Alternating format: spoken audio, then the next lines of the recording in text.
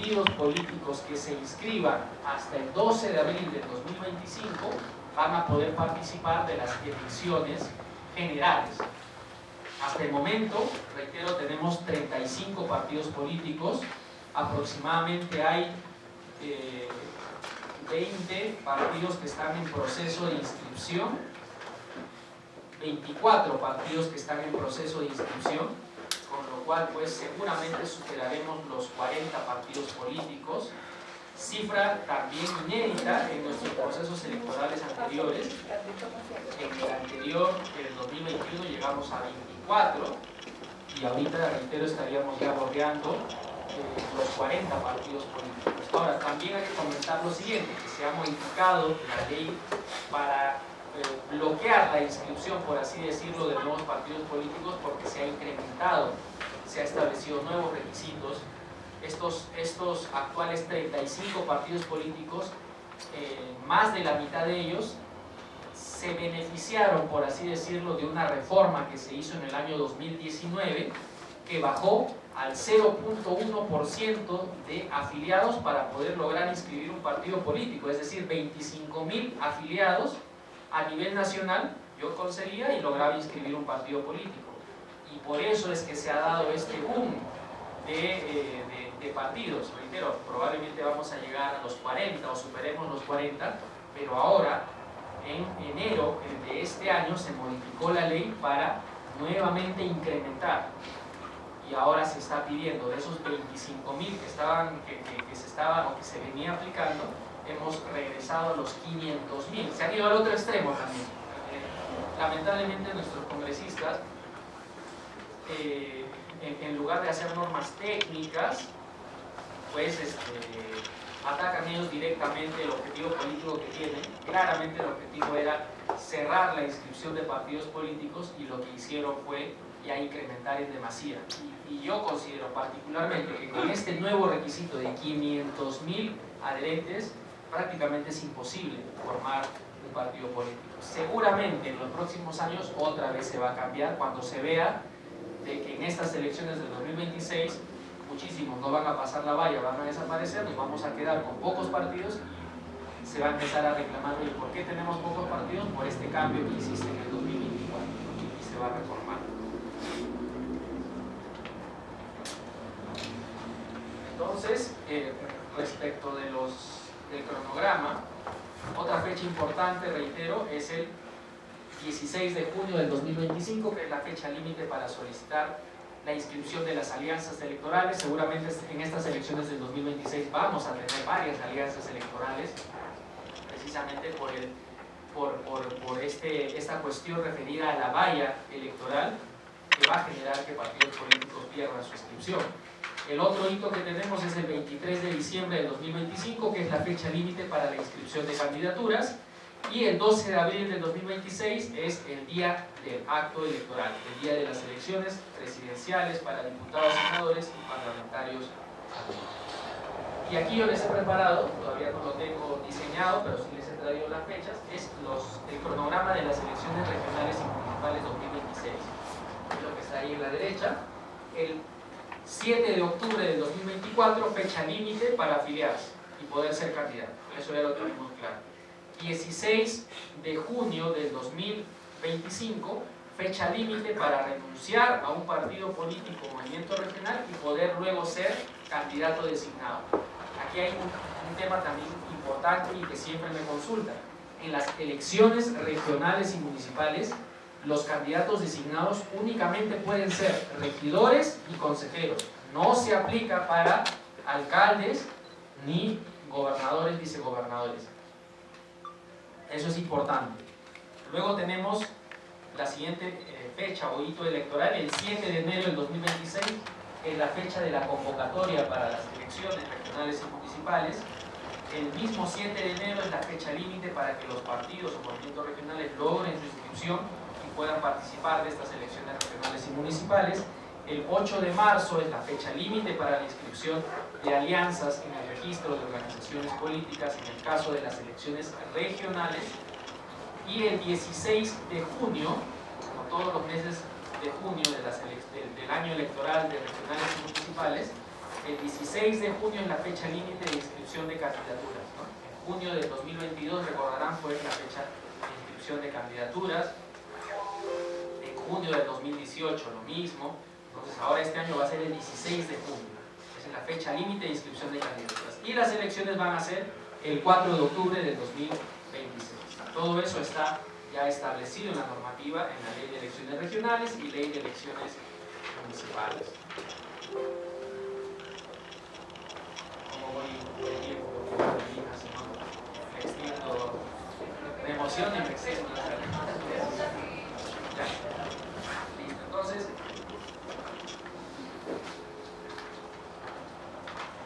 en la diapositiva 16, por favor, para que puedan leer la inscripción en el ROP. Hay otros 24 que ya están en proceso de inscripción.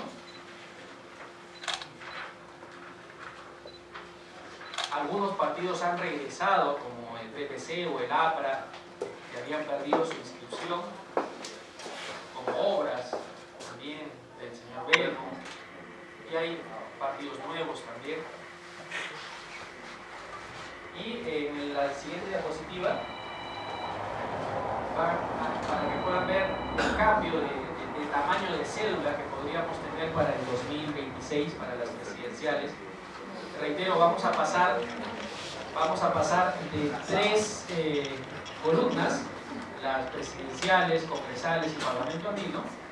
Vamos a pasar a 5 columnas por el aumento de diputados y las 2 columnas de senadores.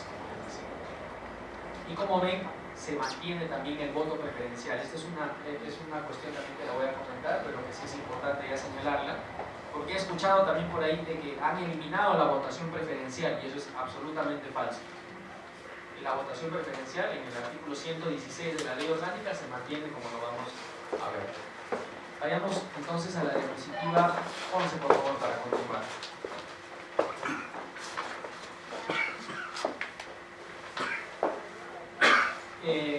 Con respecto a las reglas de rango legal aplicables ya para las elecciones regionales y municipales, no ha habido en realidad cambios sustanciales, como les decía, en lo que se refiere a las elecciones municipales. Por ejemplo, se mantienen los impedimentos para los sentenciados, como les dije: terrorismo, apología al terrorismo, tráfico ilícito de drogas, violación sexual, corrupción, peculado, corrupción de funcionarios. Se mantiene también que aquellas personas que tienen o que son deudores de reparaciones civiles inscritos en el REDERESI y deudores alimentarios no pueden postular, eso se mantiene. Se mantiene la paridad y alternancia en la lista de regidores, eso no ha cambiado. Solo en la lista de regidores, reitero, eso también a veces me lo consultan. ¿Qué quiero decir con ello? Que, por ejemplo, el alcalde, el candidato a alcalde puede ser hombre y el candidato a primer regidor también puede ser hombre, porque la paridad y alternancia únicamente toma en cuenta la lista de regidores, no se cuenta o no se considera el alcalde. Eso se mantiene, fue así en el 2022, va a ser así en el 2026.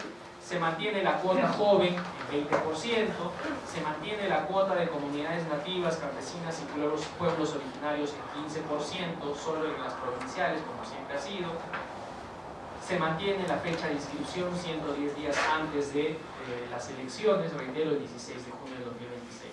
En las elecciones regionales, en la fórmula, es decir, en la plancha regional, se mantiene la paridad. Se mantiene que en la lista de consejeros también haya paridad y alternancia, se mantiene la cuota joven en 20%, la cuota de comunidades nativas en 15%. Respecto de los impedimentos, ya los hemos señalado, el alcalde que va a gobernador, 180 días antes de la elección tiene que renunciar.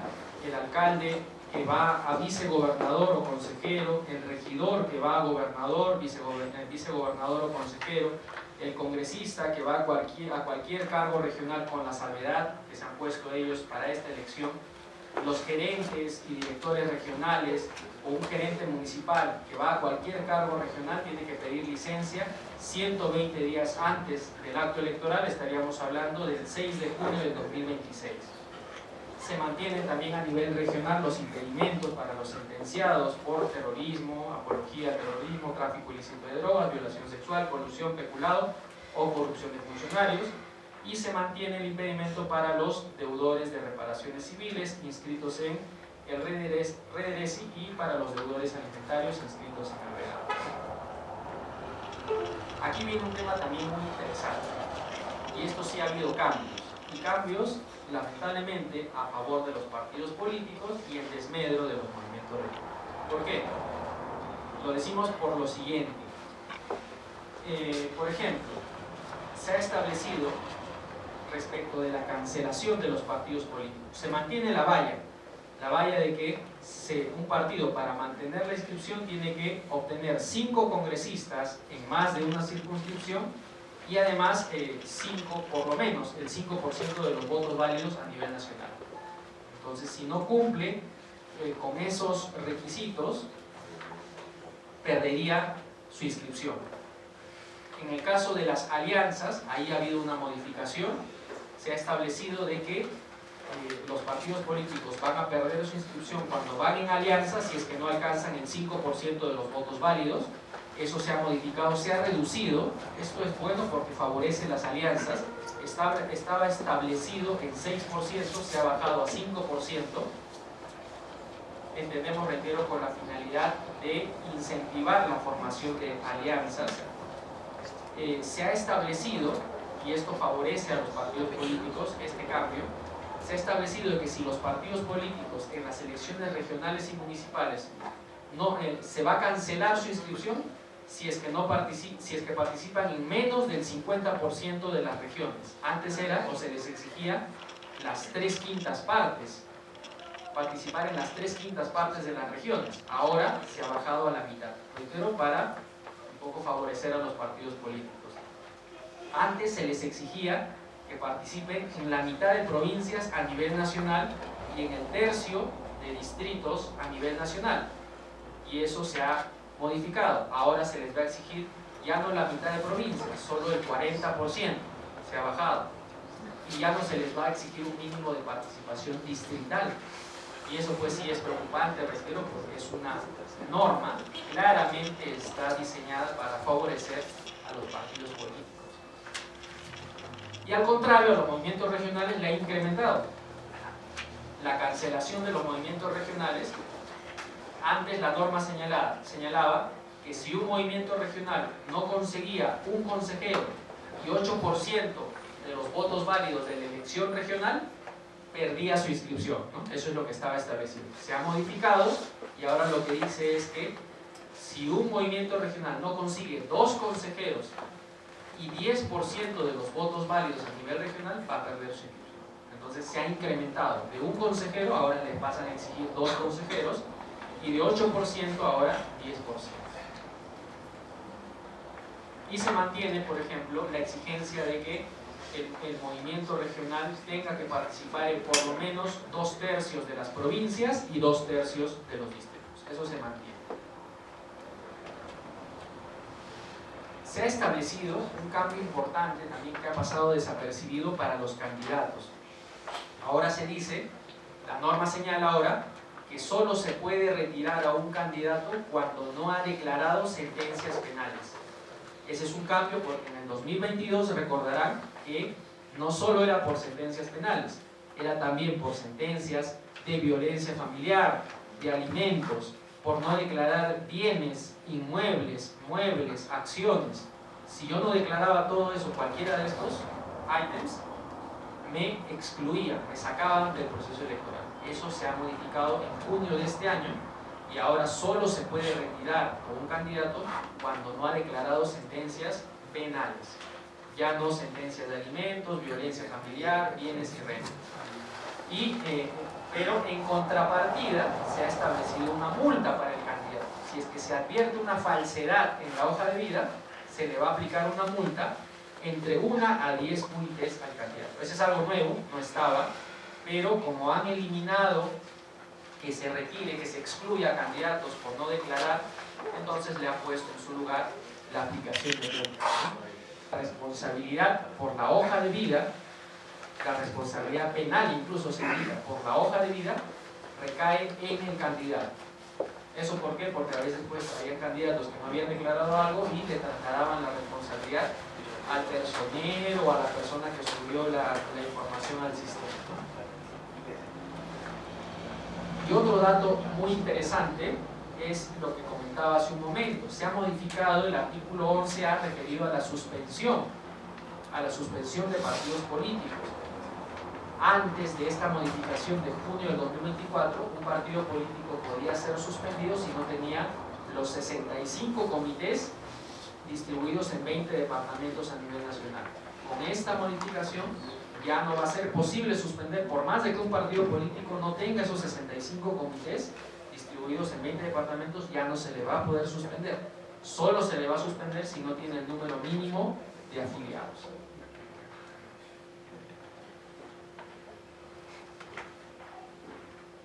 Y esta es la última norma que he considerado conveniente poder comentarles.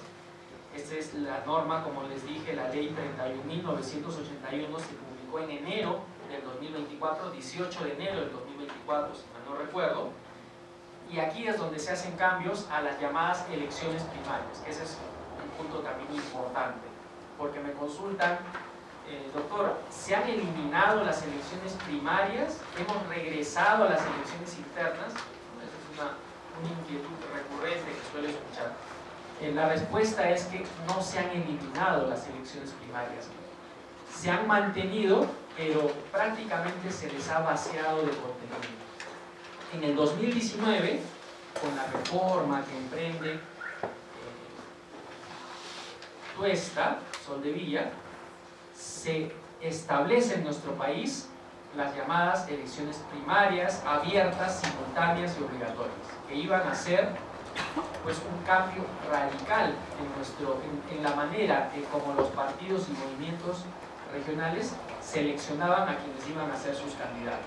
Iban a ser elecciones que se iban a realizar en una sola fecha a nivel nacional, que iban a servir además de filtro, de una primera valla para eliminar aquellas candidaturas que no tuvieran pues un mínimo de representación, 1.5% de los votos válidos que pusieron.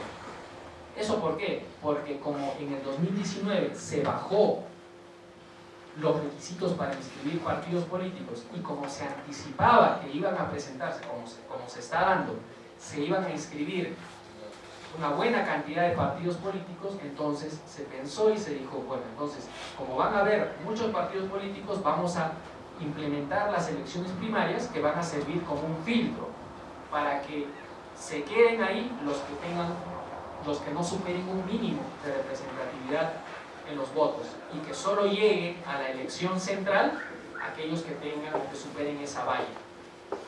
Lamentablemente, reitero, se ha distorsionado todo este modelo que se ideó en el 2019. ¿Por qué? Porque por un lado se ha incrementado el requisito de inscripción de partidos políticos a 500.000 adherentes. Ya no vamos a tener, salvo estos que están en trámite, yo creo que de ahí ya no se van a ver nuevos partidos políticos hasta nuevo aviso, pero se ha desvirtuado completamente, desnaturalizado completamente las elecciones primarias. ¿Por qué? Se mantiene el nombre de elecciones primarias, por eso cuando me dicen, doctor, ¿hemos regresado a las internas? No, se mantienen las elecciones primarias, así están denominadas y así se van a denominar en el 2026, pero son como las elecciones internas que siempre hemos tenido. Es decir, se van a llamar primarias, pero van a ser primarias como teníamos bajo las tres modalidades: por delegados, elecciones primarias en las cuales participan solo afiliados y elecciones primarias en las que participen afiliados y no afiliados. Definitivamente las organizaciones políticas optan por las dos primeras, ¿no? Por elecciones por delegados y únicamente por afiliados. Dudo bastante de que alguna organización política opte por realizar elecciones primarias abiertas, ¿no? En las que participen sus afiliados y no afiliados. Dudo sinceramente, pero reitero, ya hemos dejado atrás esas elecciones primarias que se idearon en el 2019 y vamos a tener estas elecciones primarias que son idénticas a las elecciones internas de antaño.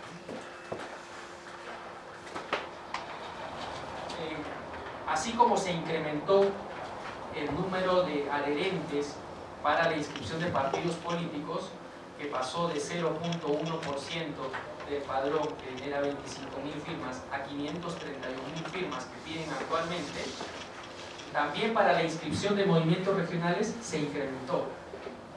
Entonces, se mantiene la exigencia de presentar 1% de afiliados, pero se ha agregado un 5% adicional de adherentes. Y eso estamos hablando, por ejemplo, para el departamento de Arequipa, electores hábiles 1.162.000. 1% significaba 11.630 afiliados. A eso se le ha incrementado 5% de los electores, que equivale a 45.000.